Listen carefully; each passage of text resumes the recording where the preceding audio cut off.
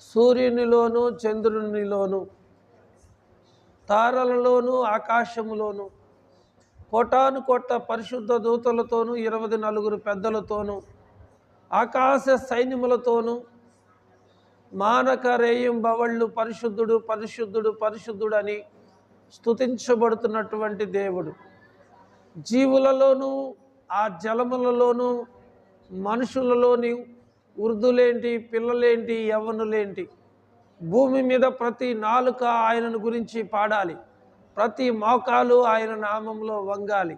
ఎందుకంటే ఆకాశము క్రింద భూమి మీద ఏ నామమున మనము రక్షణ పొందలేము, కానీ యేసుక్రీస్తు నామముననే మనం రక్షణ పొందాలి.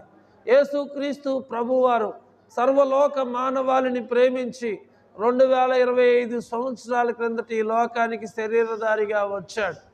33 సంవత్సరాలు ఈ లోకంలో ప్రభువారు సంచరించి అనేకమైన అద్భుతాలు, ఆశ్చర్యమైనటువంటి కార్యాలు చేసి, రోగాలను బాగు చేసి, దెయ్యాలను వెళ్ళగొట్టి, గాలి తుఫాలను గద్దించి, చనిపోయిన వారిని సైతం బ్రతికించి, పక్షవాయువు కలిగిన వారిని బాగు చేసి, ఇలాగా 1 కాదు 2 కాదు 3 కాదు.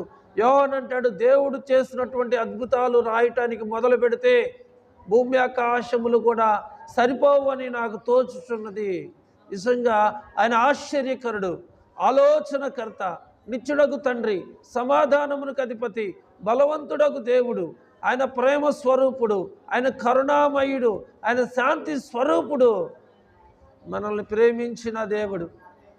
ఎంతగా ప్రేమించాడంటే, మనము ఇంకనూ పాపులమై ఉండగా క్రీస్తు తన ప్రేమను మన అందరి ఎడల ఎల్లడి పరుస్తూ వచ్చాడు. ఎలా అనగా, మనం ఇంకనూ పాపులమై ఉండగా క్రీస్తు మనందరి కొరకు చనిపోయాడు.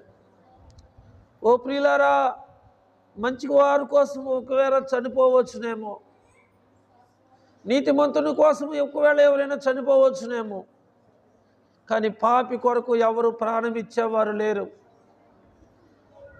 పాపి కొరకు రక్తాన్ని చిందించేవారు ఎవరు లేరు.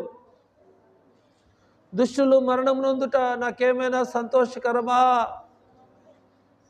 వారు దుష్ట హృదయాన్ని మానుకొని మంచివారిగా మార్చబడినప్పుడు దేవుడు ఆనందిస్తాడు.